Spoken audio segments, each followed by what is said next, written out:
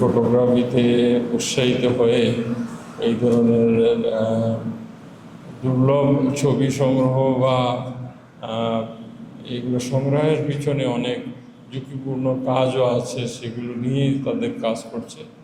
আমরা Sylhet city corporation এসপিএসকে ধন্যবাদ জানাই এবং তাদের কর্মকাণ্ড আগামী দিন আরও সমৃদ্ধিশালী হোক সেটা প্রত্যাশা করি। এই বিষয়ে সিটি কর্পোরেশন এসপিএসকে যে কোনো ধরনের পরামর্শ বা সহযোগিতার বিষয় আসলে আমরা গুরুত্বের সাথে বিবেচনা করব। ধন্যবাদ। ফটোগ্রাফি শুধু ছবি তোলা না, এটা একটা টুল, এবং বর্তমান এখন আপনার সমাজে অত্যন্ত গুরুত্বপূর্ণ ভূমিকা পালন করছে। সেই ক্ষেত্রে এই ফটোগ্রাফি অনেক বড় ভূমিকা রাখতে পারে। এটা একটা ক্রিয়েটিভ ফ্যাকাল্টি। তো ফটোগ্রাফির মাধ্যমে আমরা সমাজের অনেক বড় পরিবর্তন করতে পারি, সমাজের অনেক কথা তুলে ধরতে পারি। তো এর আগে যে জিনিসটা প্রয়োজন, আমাকে ফটোগ্রাফিটা কীভাবে তুলতে হবে সেটা কিছুটা জানা প্রয়োজন। ফটোগ্রাফির জন্য দামি ডিভাইস কোনো ইম্পর্টেন্ট না, হাতের মোবাইল দিয়েও একটা আন্তর্জাতিক পুরস্কার পাওয়ার মতো ছবি তুলে ফেলা যাবে।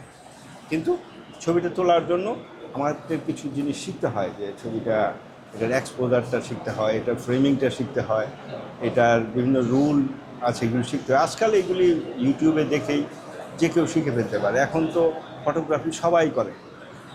তো এই ধরনের আলোকচিত্র প্রদর্শনীর মাধ্যমে এই ছবিগুলি যারা দেখবে ছবিগুলি কীভাবে তোলা হয়েছে, তার ভিতরে একটা ছবি তোলার একটা নলেজ তার সাথে শেয়ার হবে। তো এসপিএস এই ফটোগ্রাফি এক্সিবিশনটা আয়োজন করাতে তাদের ধন্যবাদ জানাই, এবং এর মাধ্যমে সিলেটের তরুণ প্রজন্ম যারা আছে তারা ফটোগ্রাফিতে আরও উৎসাহিত হবে এবং হোক, এবং এর পাশাপাশি তারা ফটোগ্রাফির রুলগুলিও যদি